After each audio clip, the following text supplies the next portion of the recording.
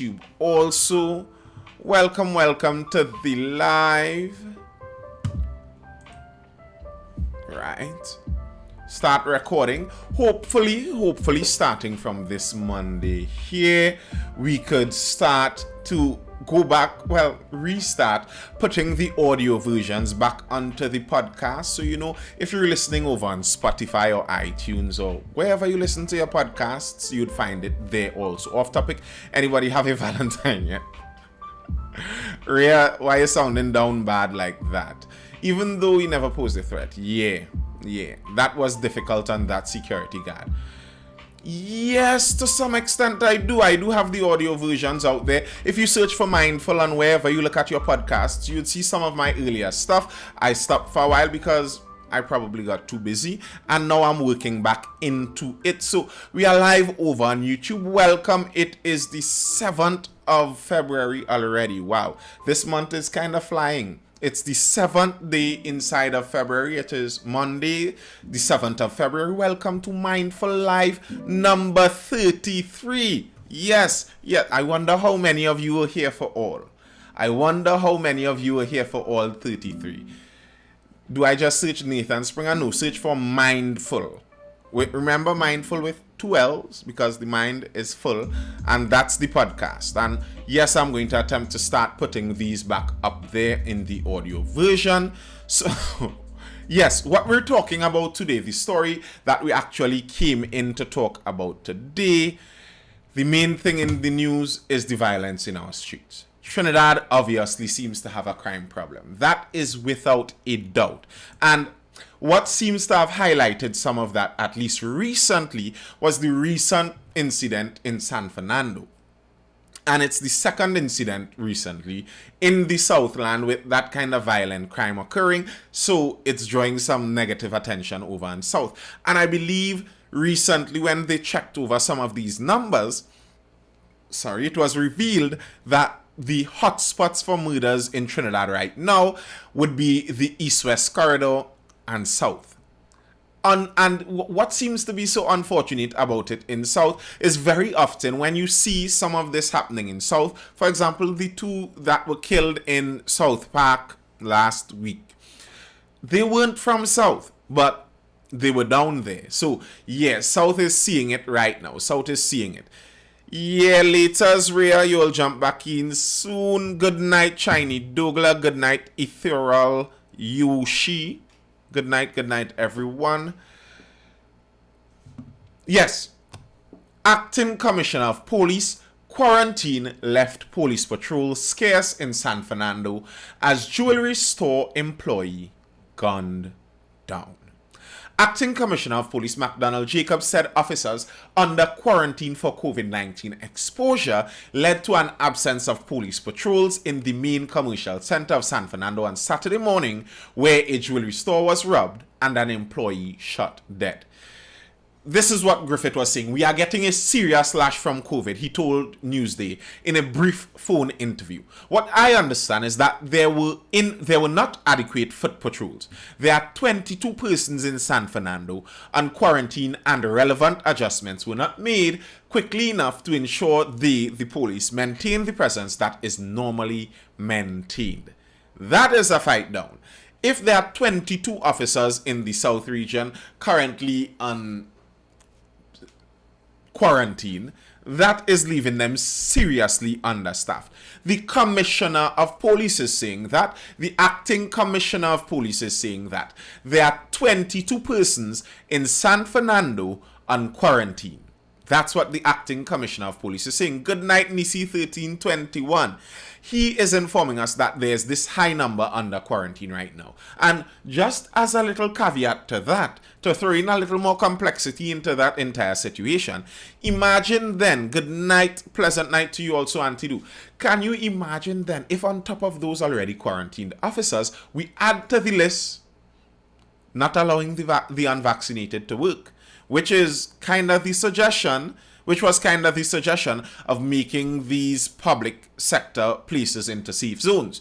We're already seemingly short-staffed on police, and what is going to happen then?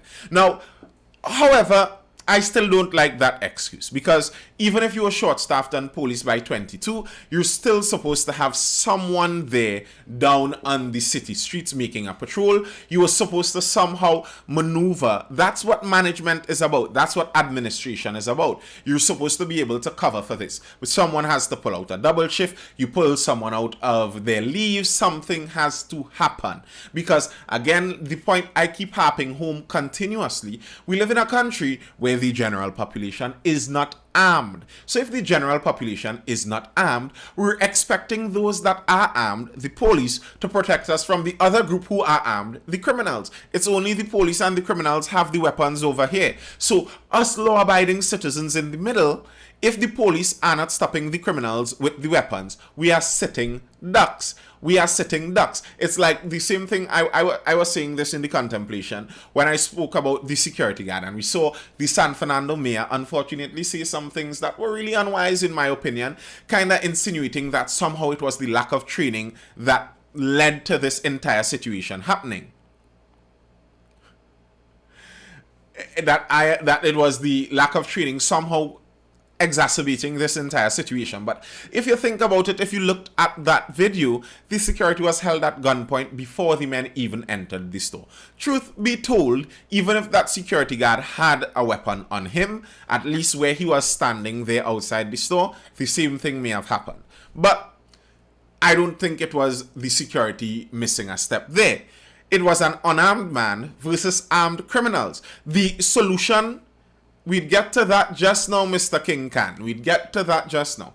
The solution when you have an armed criminal in a society like ours is police. Because because this was the former commissioner's idea, and we saw that the general ranks of the police and the political class really hated this idea when he started with this. His idea was getting more people armed, but that's a horrible idea according to our society. So the solution then to armed criminals, if you aren't arming the citizens, is to make sure the police are there, and there cannot be any excuses like the police was sick on that day, we couldn't get them out. No, there cannot be any excuse like that, because this is literally life and death. We have armed criminals against unarmed citizens.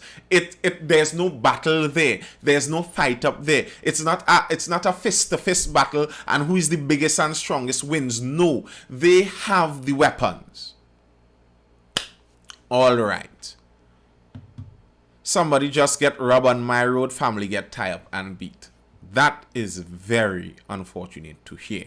So I'm to the army, them don't do none. Well, the army doesn't have power to arrest people. So there's that problem. They don't have the police authority. Yeah, that's unfortunate. Jacob said he went to the scene and spoke to the commander about it, and also about the input of the municipal police to maintain greater coordination. Eventually, they tracked down and caught one occupant of the vehicle somewhere in La Romaine through some CCTV footage, apparently. Also commenting on the crime, National Security Minister Fitzgerald Hines appealed to citizens to share with the police or law enforcement agent. We will deal with Hines separately, because to me, he did not make an impressive look of himself in some of the comments he made. That's how I'd put that. Singh, who was in his business place on High Street, said he had to call senior police officers to inform them of the robbery and murder before a team was deployed some 30 minutes later. He said before that he drove around the city for about 90 minutes and could not find any officers on patrol. The San Fernando police station is a stone's throw away from where the shooting took place. Around 10:30 a.m., we know the general rundown of the story. The men ran through an alleyway nearby Carlton Center. They jumped into an awaiting car and they made their escape. Acknowledging the absence of police who took a long time to report to the crime scene, Regrello said the police have to be a little more vigilant. Not a little more. I would say the police have to be a lot more vigilant. That's how I'd phrase that. They have to understand the terrain. For instance, Carlton Center is an exit point, a getaway point. Bandits in the past have parked vehicles on St. James Street, run through Carlton Center, do their work on High Street and run back there. If that is known, That should have been obvious. No way should it be that a known getaway spot like that is there and people are still getting away from the same spot. And it's not like San Fernando is an easy city to get in and out of. I find that so strange. I think it might be quicker to run on your feet to get out of San Fernando. To jump in a vehicle and still get out of San Fernando seems totally ridiculous to me. Totally. It's just not conducive to that easy getaway kind of thing. I don't see how competent policing allows that to happen. Just don't see that. Singh noted that this is not the first time Keaton has been robbed. He said several jewelry stores, including Arity Jewelry, where a security guard was shot some time ago, also fell victim to bandits. This is a real craziness. Crime, unfortunately, is getting worse. San Fernando used to be a very safe city. Within the last 2 weeks, this has changed with the violent double murders at South Park and the murder of a young mother leaving her home to go to work peacefully, shot to death in her car. As citizens, we have to be more mindful of our whereabouts, but we also need to provide some guidance to the youths because obviously they have no respect for life and liberty of individuals who go about their daily lives peacefully and legitimately earning a living.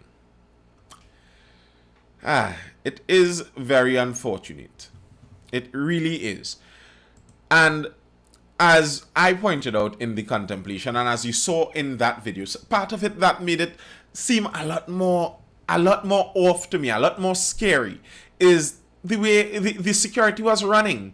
If I were to take a breakdown of that situation from the video, it seemed okay. The 4 men came to do the robbery. The gunman stopped, held up the security. The 3 of them went in and began to rob. As the gunman was leading the security inside of the business place, it seemed like when they hit the glass case with the hammer, all the customers started running, and the security thought, this is my moment. I could make a run for it too. Unfortunately, it was his moment for another thing. Unfortunately. And the way, like in that video, when I look at that, all the customers are running. This unarmed security guard is going to run out the business place. Shooting him helps in your robbery? No way. That doesn't help your robbery.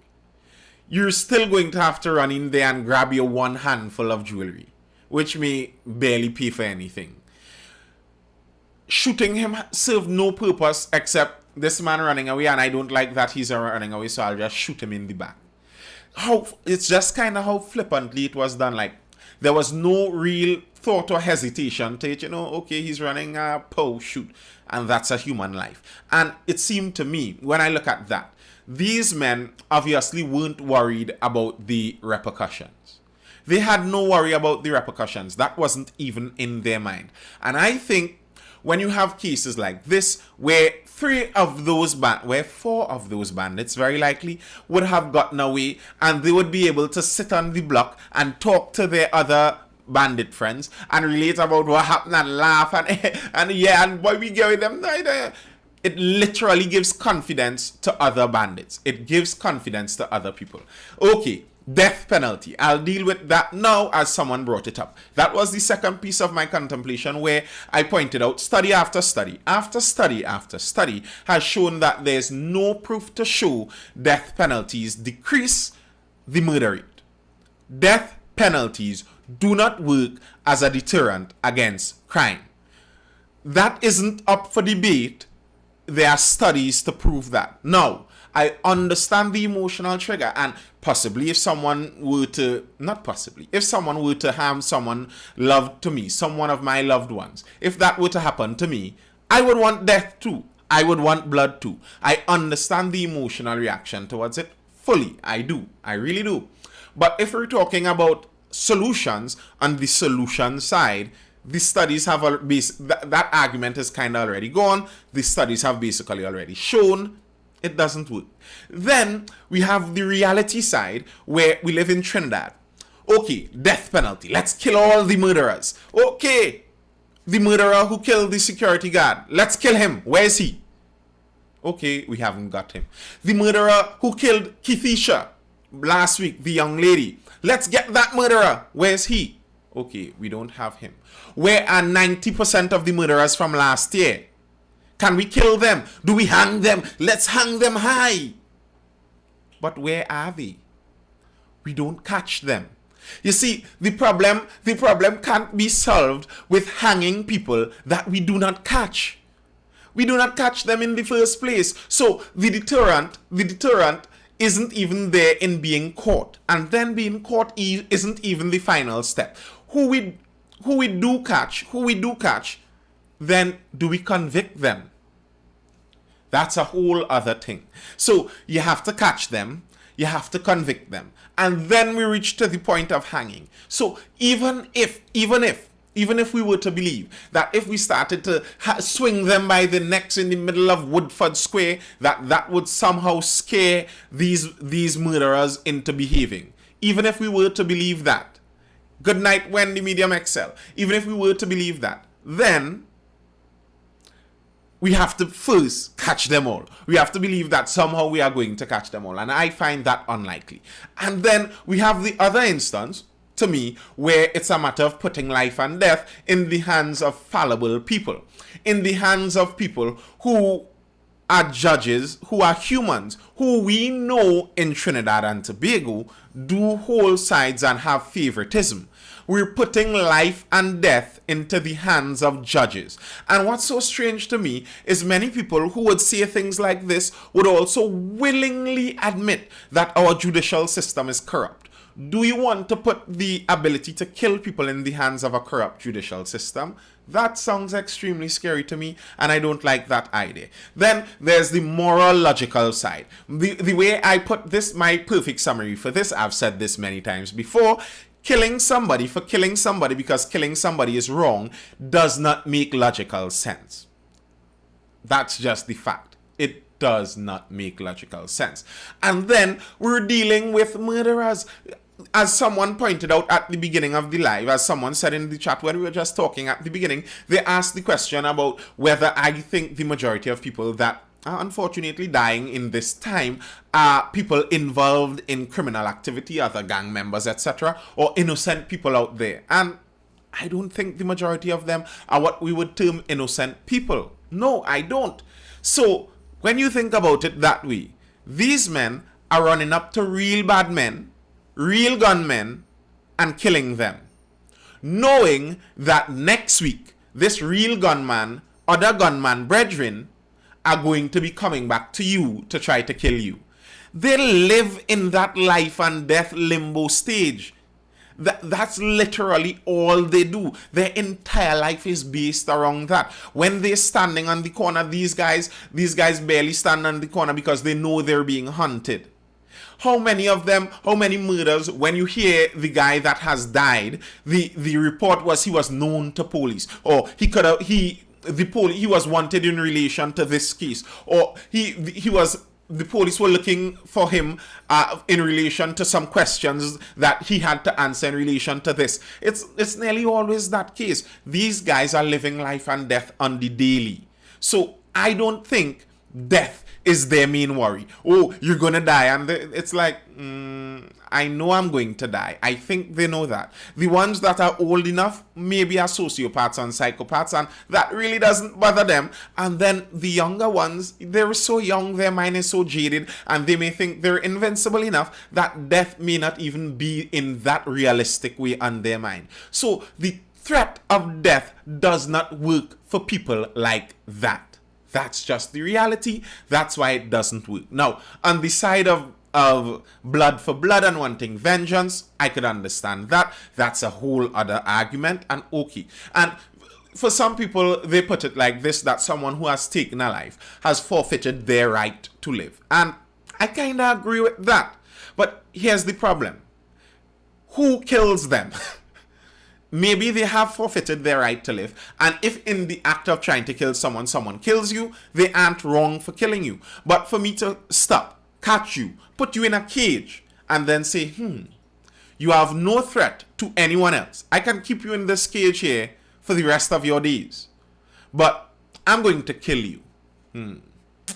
I'm sorry, that just does not make sense to me. So what do you suggest the country has to do to alleviate this crime problem? People afraid bills more than death. That is true. What do I suggest the country has to do? There are several things. We need to get the corruption out of the police service and out of the law enforcement services. We need our police service not to be corrupt. We need our prison service not to be corrupt. And in order for those two to not be corrupt, we need our politicians not to be corrupt. So yeah, that the crime in Trinidad is directly linked to the fact that we have so much corruption in high places in our country. We don't make guns here. For guns to come in, for ammunition to come in, there has to be some kind of corruption going on. People don't be shooting guns with a slingshot over the borders. That's not what happens. Very likely these guns and ammunition come neatly packaged in boxes. Possibly in a container somewhere. So yeah, there's corruption that leads to this. Crime is really a multi-layered problem in the country, and I don't think anyone wants to tackle it. Right.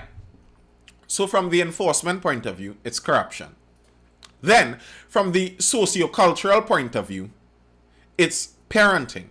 I'd put it nearly directly at the feet of parenting.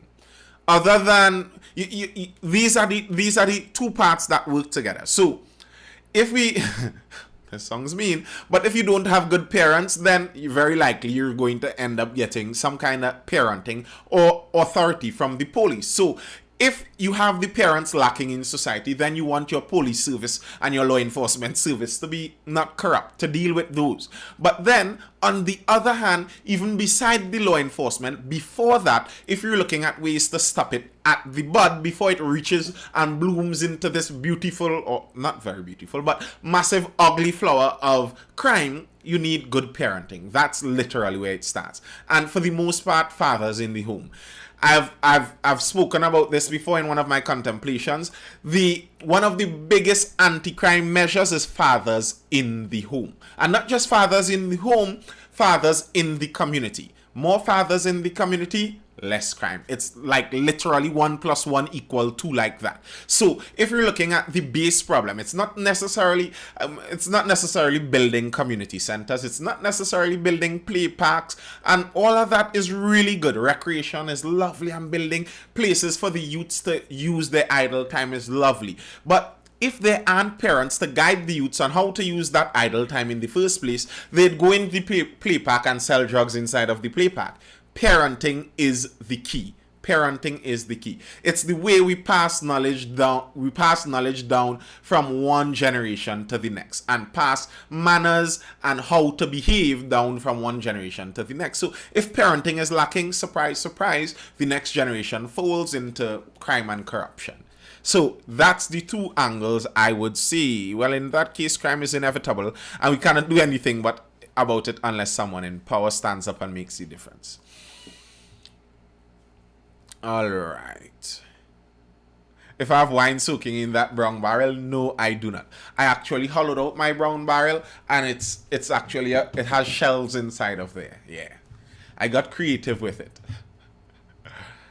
And you know what? Part of the thing that really annoys me when we see sometimes how Trinidad police goes, and if there are police in the chat, I apologize if it feels like I criticize you too much. I understand it's not all police, and some police are doing their jobs fine. Parenting is important, but to be fair, outside of the weekend, how much time do parents get to spend with their kids? Well, that's the whole problem. It's the parents who do that choice anyhow. If, as a parent, the only time you get to spend with your child is on a weekend, that's still your fault. You are the one who choose that. You are the one. You are the ultimate responsible one here. You are the one that you're supposed to be keeping tabs on who has influence over your child. You're supposed to be keeping tabs on where your child spends the most time. It's all about parenting. The better parenting we have, the better our society would be, the less crime we would have. It's that simple. If the parents find that good parenting is just too difficult for them, okay, I can't argue with that. It might be too difficult for some, but then we'd have to deal with the crime in society, and okay, that's the trade-off. It's like I can't force parents to be good parents, but that's the trade-off. If we aren't good parents, then we'd have a more criminal society. And though it's just you can't have one and not have the other. And that's one of the sad things about modern societies. I find modern societies seem so intent on undoing the realities of negative trade-offs. Listen, if you burn something, the fuel you're burning is going to decrease. That's just the reality of it. You cannot, that's where the statement, you cannot eat your cake and still have it, comes from. You just cannot. You cannot not parent good and still have a good society. They just don't go together. I don't think so about what? I don't have a mom or dad and I'm good, so I don't think so. Okay, so everyone has a mom and dad, but I could understand what you're saying, and I say this in nearly every one of the lives I'm doing. When I'm speaking about statistical things, it's a generalization. So if I say men are stronger than women, obviously there would be some women out there that are stronger than some men out there. That's the exception. So it happens. So I don't doubt that there obviously would be some people who had horrible upbringings. No parents, grew up orphans, etc., etc., etc., and still turned out beautifully. I am not talking on the individual basis, and therefore if I meet you and you told me that you never knew your parents, I'm not automatically going to tell you, well, I'm sure you're a criminal. No, that's not it. That's not how you deal with people as individuals. That's a little different than statistical groups, which is what I am talking about here. Yes, there are individuals who could grow up in horrible situation with horrible parents and still turn out wonderfully, and I am happy for that. Thank God it happens. I pray it happens much more often. But the fact of the matter is, reality is that usually the tendency is horrible parenting generally leads to less favorable criminal outcomes in your society. Now, obviously also there's vice versa. There are some people grew up with both mother and father tucking them into bed at night, etc., etc., and for whatever other reasons, there are criminals out there too. So yes, there are exceptions. Parenting has nothing to do with the child? Say what? Parenting has nothing to do with the child? I don't understand what exactly that is even supposed to mean. Like, how does parenting have nothing to do with the child that makes someone a parent is irrelevant to parent? That's like saying driving has nothing to do with the car. Like, the whole point of driving is moving in a car. The whole point of parenting is directing a child. So I'm not sure exactly the meaning you're coming at with that. Maybe you could follow up a little bit. But one of the annoying things I find when I look at how some of our police operate is that so often you see when some serious matters happen, they are in need. They are wanting. You don't have them there when you really need them. But then you'd see some petty something happen and the police turn up in droves. Apparently over in Diego Martin, I wasn't there, but over in Diego Martin on the first day of school, they had a roadblock. Apparently there were enough officers out of quarantine to block the road the morning school reopens coming out of Diego Martin. Aye. And the superintendent came out to clear the air, obviously. Superintendent said road exercise was not malicious. Head of the Western Division Senior Superintendent Kelvin Thompson is dispelling claims that a road exercise conducted on Monday morning, the first day of the physical reopening of school, was maliciously done. Of course not. No at all. Thompson was responding to claims made by disgruntled social media users who were caught up in standstill traffic in the Four Roads Diego Martin area. Thompson was contacted by The Guardian, insisted that the exercise was done based on intelligence and patterns received and not to cause mischief. Well, to me, but to me, if it's being done based on intelligence and patterns observed, there was intelligence and there were patterns observed in San Fernando. The mayor and the businessman both said on multiple occasions there was a pattern observed of people robbing and running through that little track at the side of Carlton Center and getting into a vehicle and heading out. But you don't know who or what they are or what they were trying to get. Obviously, I don't know. I have no idea what they were trying to get. All I know is it seems like they try so hard to get the easiest things, and it's always so difficult for them to reach there for the hardest thing. The hardest things, there are never any vehicles. And I understand, Rachel Globman, that very likely you may be an officer or someone close to that, because you are one usually in the comments defending them, and I appreciate that. I like you in the comments. Do not go anyway.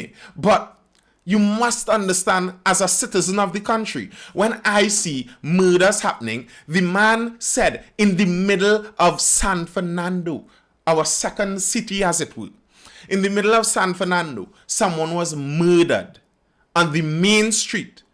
90 minutes he circled the town, couldn't find a police, had to call a senior that somehow he had the number of, and then in 30 minutes a patrol somehow reached. Somehow. Yeah, sure. And then you tell me that on the Monday morning following that, you have enough police to stop the roadways heading out of Diego Martin. In case you didn't know, Diego Martin is our most populated area in Trinidad and Tobago.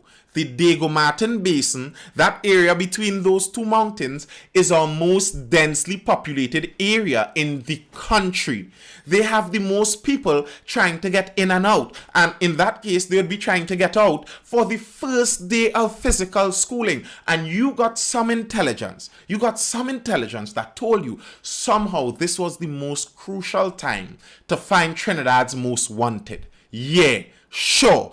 I am supposed to believe that. And the citizens are supposed to feel happy about the fact that the police allowed a murder to happen in the middle of our second city. But don't worry, Monday morning while you're trying to get your child out to school the first time in 2 years, you are in standstill traffic for them to check your license and registration. Sure.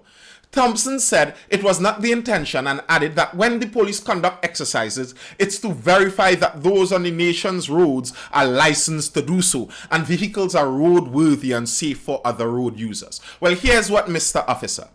I would prefer, I could say, I don't know for everyone else in Trinidad. You all could drop it in the chat and tell me what you think. What would you prefer? Would you prefer allowing some people who were not licensed to be on the road and people whose vehicles are not at the tip-top form of roadworthiness? Would you be okay with allowing some of them and getting your child to school on time Monday morning and using those same officers that were doing the roadblock there, send them to Sando? Send them to Sando. How about that? Doesn't that make more sense? I drive on the nation's road. I am okay. Trust me, I am fine. I could allow a lot more people without licenses on the nation's road, because in the first place, probably more than half of them paid for the license anyhow. So don't mama guy me about this like it's about my safety checking licenses. If you really wanted to be safe about the licensing program, that same kind of report you did into the firearms users licenses, that report would have been done into the driving licenses. So yeah, it's about safety. Sure, right. It's a money-making thing. We have a high police force per capita and police still unavailable. Called police watching a robbery. 1 minute drive from my nearest station. No one ever arrived. I remember calling police, telling them there's a shootout, and the police asked me what is my name, where you are located. It took them 15 minutes to come.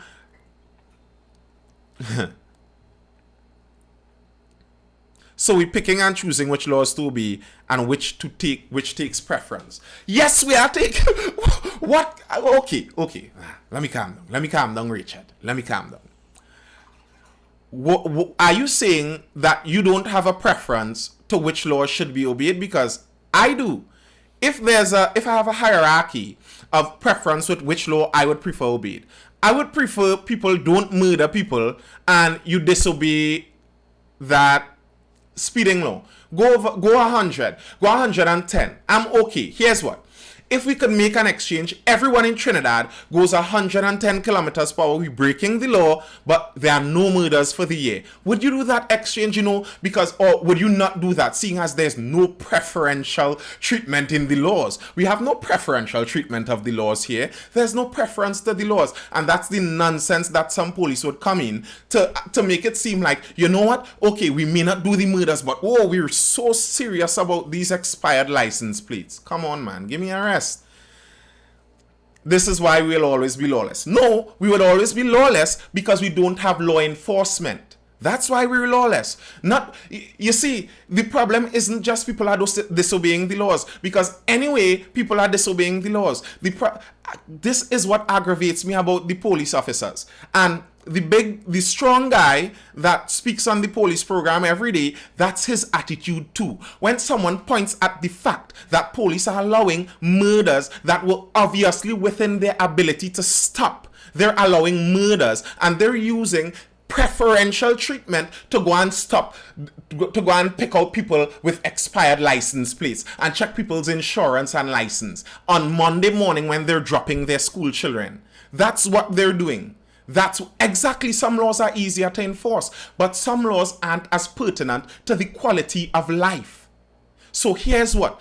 If you find it so hard to enforce the murder laws, here's what. Take all the traffic police and put them in the murder precinct. Let all them make sure that there are no murders. Because the murders are priority over someone whose car is smoking too much coming out of Dago Martin. Anyway, thanks, Richard, for engaging me in that bit. But I know there's usually no changing the officer's mind when they are sure they're in the right. That's why for many women, they may not be suitable for marriage sometimes. I think that's part of the reason. This is what I'll say in the chat here also. Not police, I know it sounds like Alex saying earlier, but take this as an introspective statement.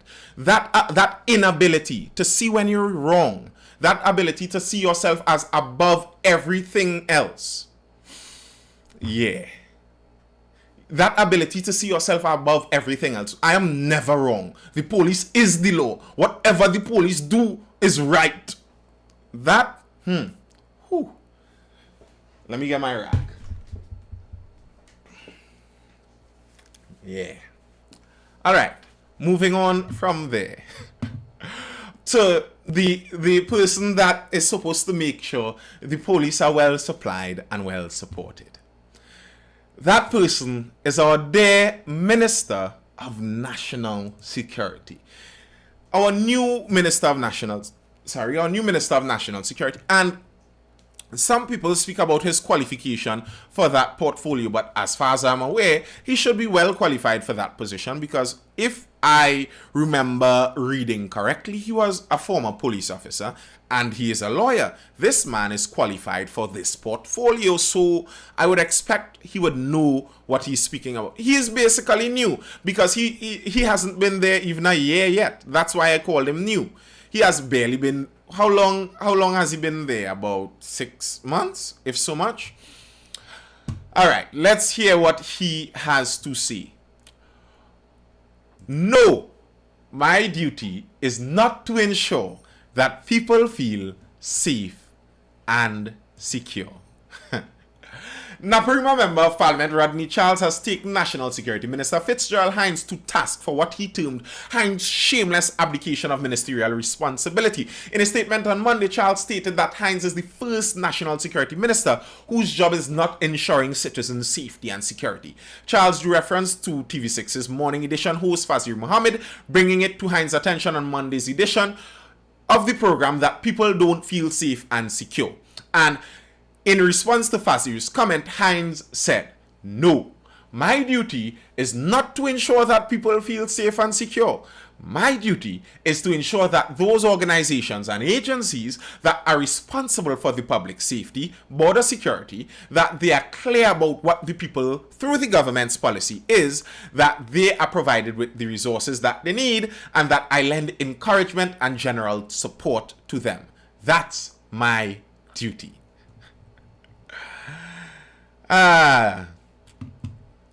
You sounding like TV advertising. I'll take that as a compliment. Charles said that based on Hines' response, we are now witnessing a level of incompetence and benighted idiocy never before seen in a TT National Security Minister. Hines is clearly oblivious to the fact that our national security arms report to him. If they are not achieving their fundamental mandate of providing security for our citizenry under his tenure, then it is his duty as the responsible minister to resign forthwith. New National Security Minister power hindsight. Here's the thing. I think I understand what Minister Hines was trying to see. I said that in my contemplation, I said that. He is technically correct. I understand what he is saying and what he's trying to say, but in the end, his technicality still doesn't work. In the end, his technicality still ends up turning around and being wrong. So here's what his technicality is. As the National Security Minister, he is not in charge of directing the police officers. He cannot send police out on patrols. He does not write up strategies for the police. He doesn't write up strategies for the army. He does not do that. He is not in charge of everyday patrols. He is not directly in charge of stopping crime. So he is not directly in charge of making people feel safe and secure. But if you're the person in charge of the institutions, of the groups, of the agencies that are responsible for that, and people don't feel that, then it's kind of one and the same. It's like if I hire you as my project manager, I hire someone here as a project manager. I want to build an apartment complex. I hire you as my project manager. So because I don't know anyone, I don't know any builders, I don't know any plumbers, I don't know any electricians, etc., etc., etc. So I hire Kyle Edgehill over on TikTok. You're my building manager. You're going to control this project, right? Good. I am just going to give you the money. I don't know how things get done. I give you the money, and then 2 months in, I come in and see just a big hole dug in the ground and nothing done. Other than that, a big hole dug in the ground with some tadpoles swimming in it. And I'm like, but Kyle, where's my apartment building? I'd expect at least a foundation by now. And you're telling me, well, I am not responsible for building the foundation, Mr. Springer. It's actually the builders that I hired that are responsible for building that foundation. And the builders that I hired didn't build the foundation. So really and truly, the person responsible there are those builders. Does that make sense? No, it doesn't make sense. For me, the person who hired you as the manager of this project, you're my project manager. I don't have any dealings with the builders.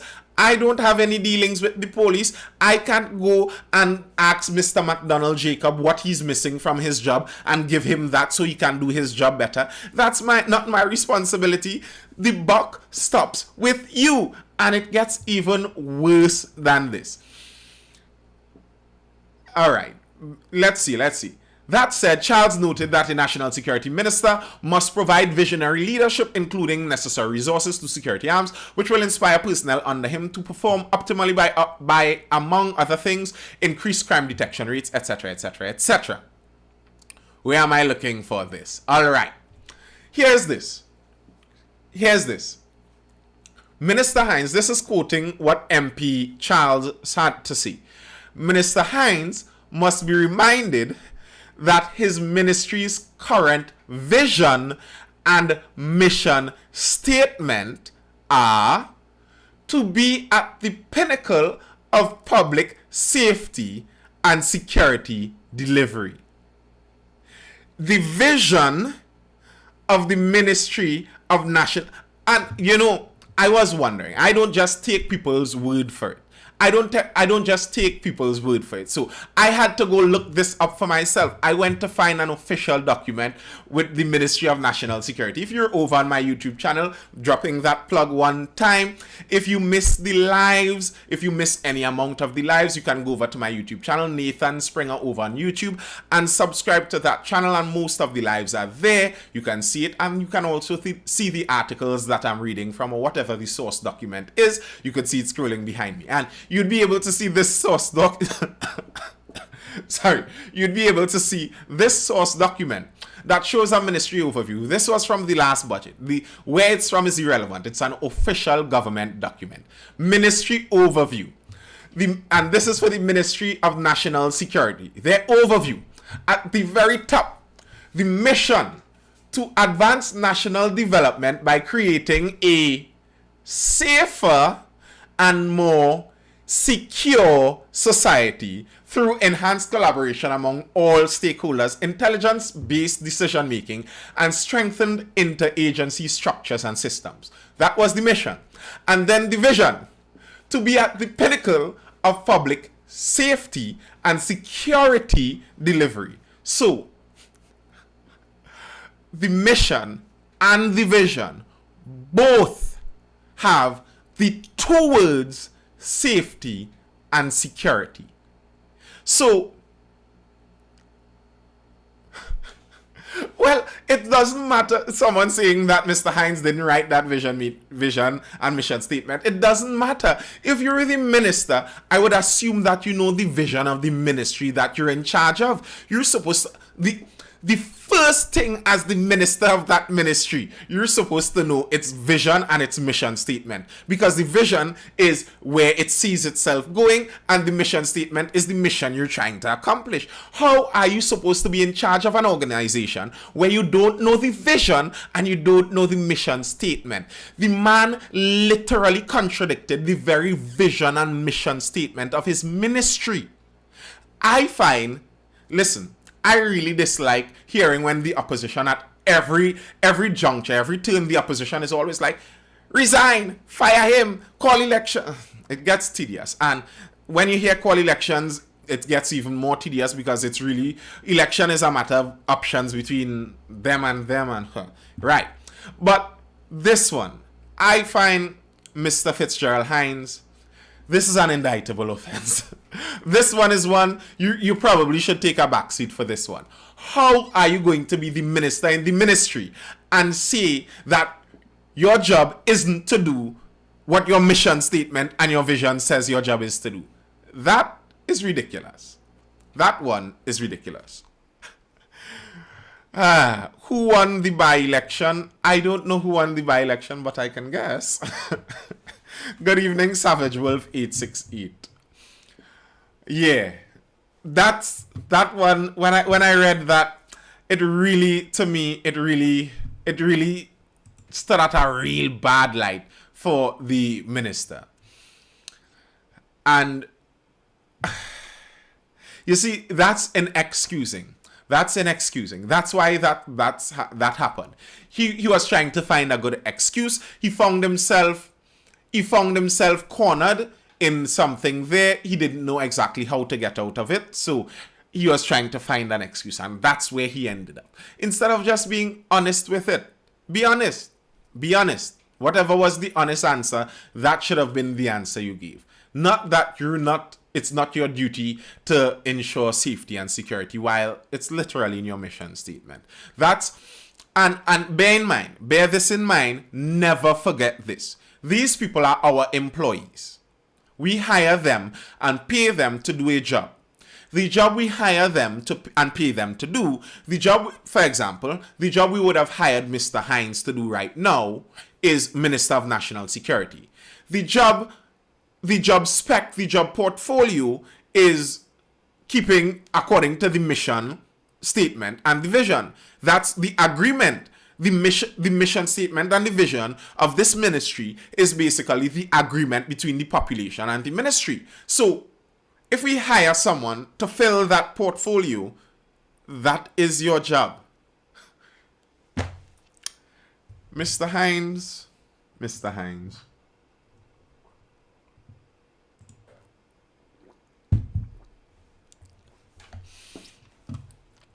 Persons are chosen to lead not based on competence but loyalty. That little statement there is very true.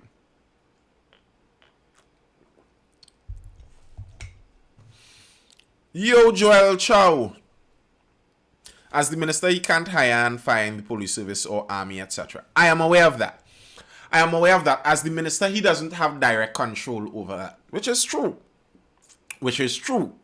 But the example I drew, he does have oversight control. Good night, Vicky Jasmine. He does have oversight control. And if the person who has oversight, if what you have oversight over isn't functioning properly, the job falls on you. So here's the question. I asked this question in the contemplation, and the question I think remains. What then is the problem? It's not his job to provide the safety and security. It's his job, according to what he says. He says it's his job to supply and support the agencies that are supposed to be giving this sense of safety and security. Okay. So if the citizens of the country do not have the sense of safety and security, if they do not have it, and these agencies obviously are not providing it, then why aren't they providing it? Is it that these agencies are incompetent? Are they incapable of providing safety and security for the country? Are they incapable of fulfilling the mandate under which they were hired? Is that it? Or is it that they are lacking supplies and support? Which one is the answer? And if incompetence is the answer, then that falls on the minister and his government. Because although you're right, do just as other ministers, admit your department are playing too. As you said, you're right. He cannot go in directly there. My grandfather serves as an advisor consultant to him and has mentioned he's not qualified for the job. So you're trying to put your grandfather in place. But as you rightfully mentioned, he cannot fire or hire directly inside of there. But they have control over who becomes the police commissioner. They had control over that process. They had control over getting the police service commission rehired in time. They have control over who's at the top of the police service. And who's at the top of the police service has control over the promotion. They have control over the structural setup of the police service. So is it that the structure of the police service is what is causing it to be incapable of performing its duties? There must be some reason. What is the reason? Why can't the police service do their job and allow people to feel this sense of safety and security? And I think whatever the reason is, he is the one that, one, has to answer the question, and two, has to be able to somehow suggest a solution for it. All right.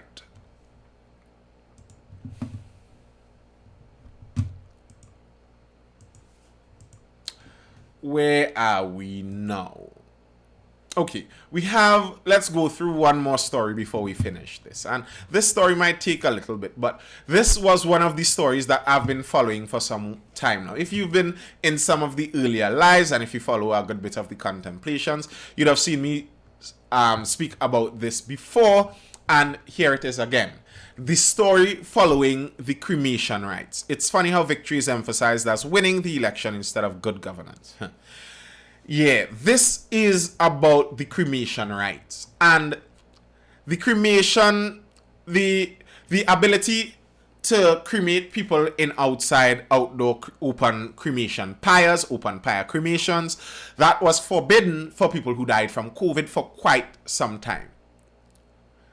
The contemplations don't start us at a specific time. I release the contemplation one per day every day on TikTok. That's just my general videos on TikTok. The live, which is this Mindful Live, starts at between 9 to 9:30. Between that half hour period, between 9 to 9:30, that's when it starts. All right. So, yes, there was a ban on those open pyre cremations for quite some time for COVID victims, and it eventually ended up in court, and after a while it was thrown out. But before it was thrown out, a lot of people spent a lot of money having their relatives cremated indoors, and funeral homes got very wealthy off of it. And there was one particular lady who took the government to court and asked to find out exactly what their reason was for doing this. And you relate again like Margaret saying, hey, sir, what's up? But as usual, if you relate, dive over on YouTube later and you can pick up whatever you left off. Right. And I remember saying when I was speaking about this further on, I would really like to see what exactly their scientific evidence was for doing this. And we've seen a glimpse into it.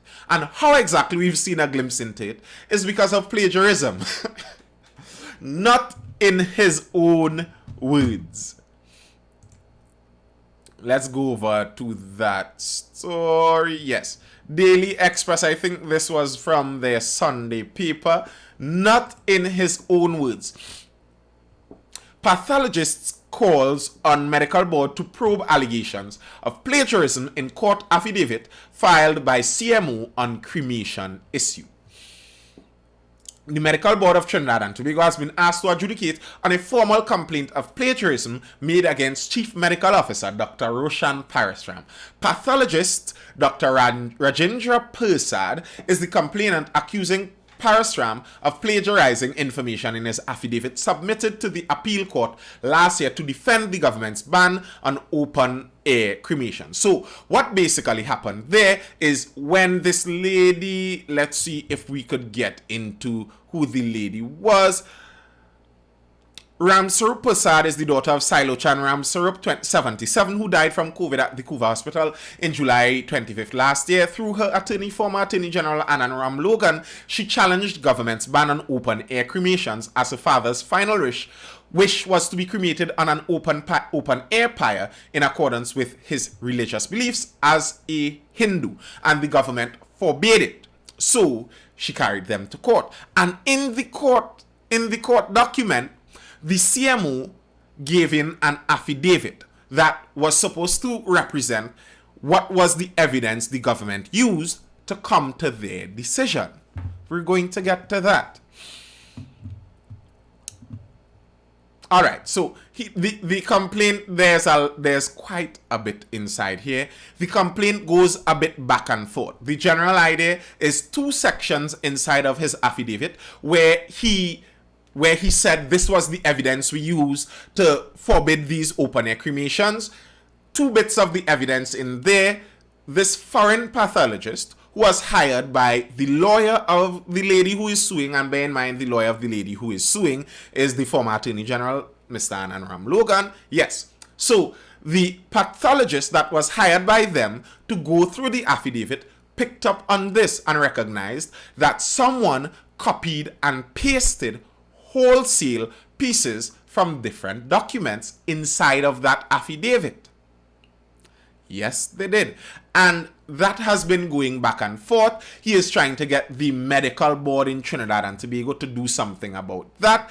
I don't know exactly how that is going to turn out because I don't know exactly how the plagiarism laws go when it comes to affidavits, because according to the CMO, he's saying that in an affidavit it shouldn't matter, while Dr. Persad says yes, it still matters. Good night, Marcano. If you're late, don't worry, you can hit up Nathan Springer over on YouTube and you could see a lot of this live back again. All right, so I don't know how the plagiarism is going to end. It went back and it went forth, it went back. So Mr. Prasad wrote to the medical board, then the medical board wrote back to Mr. Prasad, then Mr. Prasad, I believe, wrote back to the medical board, then the medical board wrote to Dr. Paris Ram, then Dr. Paris Ram wrote back to the medical board, and then the medical board wrote back to Dr. Prasad, and that's where it's at right now. No. And then Dr. Prasad wrote back to the medical board. So it's again in the hands of the medical board.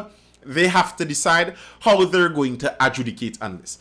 Dr. Parasram, the CMO, is also a member of our medical board, but obviously he will have to recuse himself if or when they adjudicate on this matter. However, right now, the medical board is not fully constituted as the former chairman has recently resigned, or has he reached the end of his term? I'm not sure, but he isn't in that position anymore. So the board is holding up on that. We don't know where that would end. But that wasn't the focus. That wasn't the thing that stuck with me. Here's part of it, right?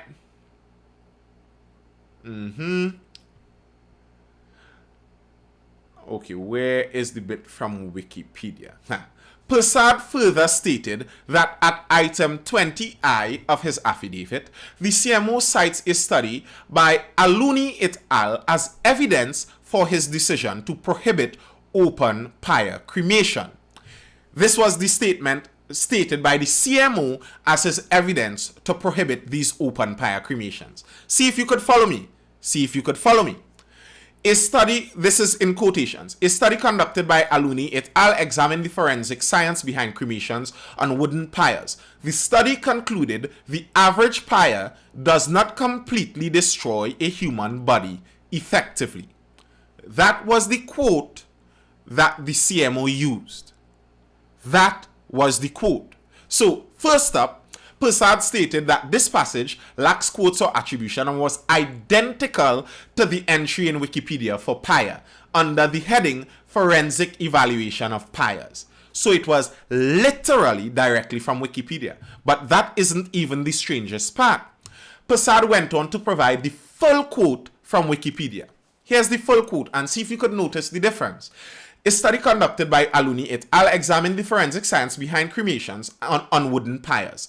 The study concluded the average wooden pyre does not completely destroy a human body effectively. And differences in suicide via pyres are evident in the remains. A pyre suicide shows signs of remains being more charred rather than completely oxidized by high temperature.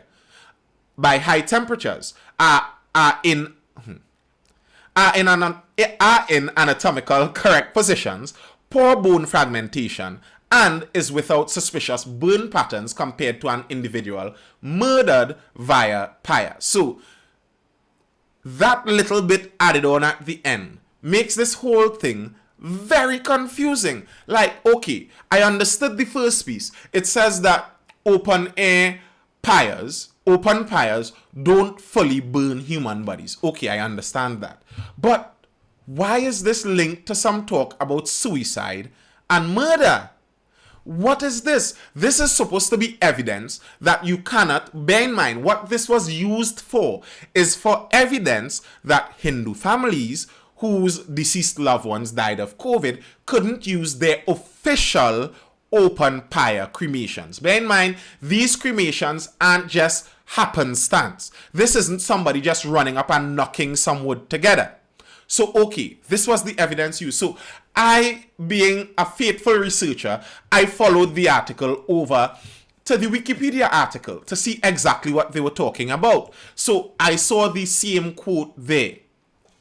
And I was like, what is this? So, I went to the study itself. Good night, Tico Lewis. So, I went to the study itself by this Mr. Aluni et al. Aluni et al. There's a special website I use that allows me to see basically all the scientific papers. So I pulled up literally the entire scientific paper. I pulled it up. I had to find out exactly what was the evidence that our CMO used to prohibit this and causing many families to spend tens of thousands of dollars inside of these funeral homes. So let's see what this evidence was. Now, if you scroll through this, one of the first things you'd notice is that this was a study that compared 3 individual cases of cremation. 3 individual cases of cremation. Here's the abstract. 3 cases of cremation on open-air pyres are described. 1 was classified as a suicide and 2 as homicides.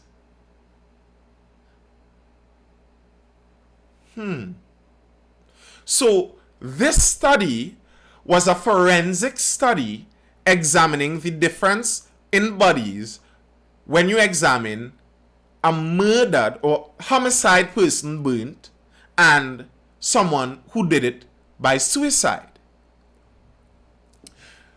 I went scrolling through the introduction, trying to see exactly what it was. I can't read all. It's a scientific paper. It gets pretty in-depth.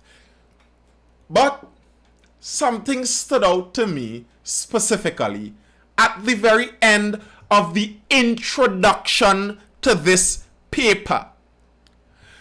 Studies dealing with commercial cremation are of lesser interest, the circumstances being drastically different than those found in forensic practice.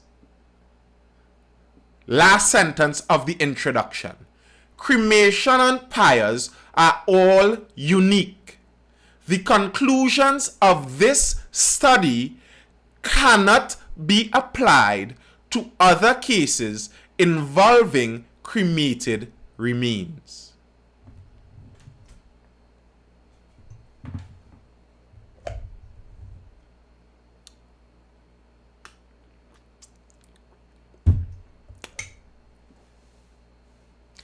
The study that our chief medical officer quoted in his affidavit. Here's the thing that makes this despicable. I don't think the CMO read this study. I searched the internet. Many people wonder how I know a lot of what I know. I know how to search the internet. That's how I know a lot of what I know. I know how to do searches well. This seems like someone literally Google searched open pyres, total destruction of body, found the first article, which would obviously be from Wikipedia, and took the quote from it and put it in an affidavit that was sent to our high court and appeal court to fight down people to pay tens of thousands of dollars more to cremate their loved ones. Getting like I'm in a group project, or getting that feeling like I'm in a group project all over again. Yeah. And here's what makes this whole study, here's what quashes the entire thing. Here's what quashes this entire thing. Let me read the 3 cases, the 3 reports that they compared. I'm not even going to go into the report of the bodies, because from the time you read the occasion of these 3 reports, you're going to see that this is irrelevant to what we're talking about here. First report. A 65-year-old man was found charred on a wooden pyre in the field of a badly maintained house. Near the house, there was a big pile of wood. Under the wood, there was a heap of ashes measuring 6 meters by 4 meters with a black mark indicating the position of the remains. That was random in a field under a pile of wood. That was the first case. Second case, cremated remains were found on a heap of smoking ashes in a field. A witness claimed to have seen smoke during a long time. A heap of scraps and partly burned branches were observed around the remains. The body lay on his back in a pugilistic attitude. Charring was more pronounced on the front than on the back of the corpse. That's irrelevant to our cremation style also. Here's the third case. During a walk in the woods, hunters discovered severely burned human remains among several 1-meter high heaps of wood. Charred wood fragments and some white calcined and multi-fragmented bones were found on a bed of ashes.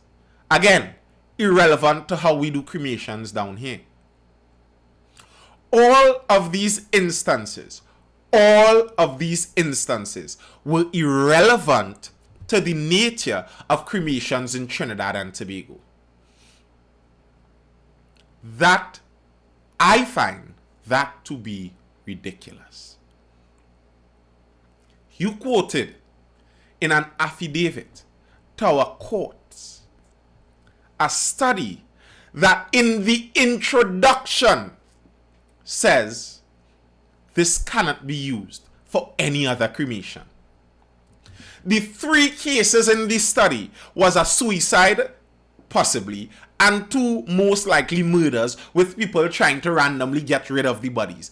How does that compare to a carefully executed cremation that has been basically going that way? They have mastered that. They have been doing this for hundreds of years. You think they don't know how to cremate a body? You'd compare an official cremation being done down Waterloo or down in Carney, you compare that to some random body found under a pile of woods as a hunter traipsed through a wilderness.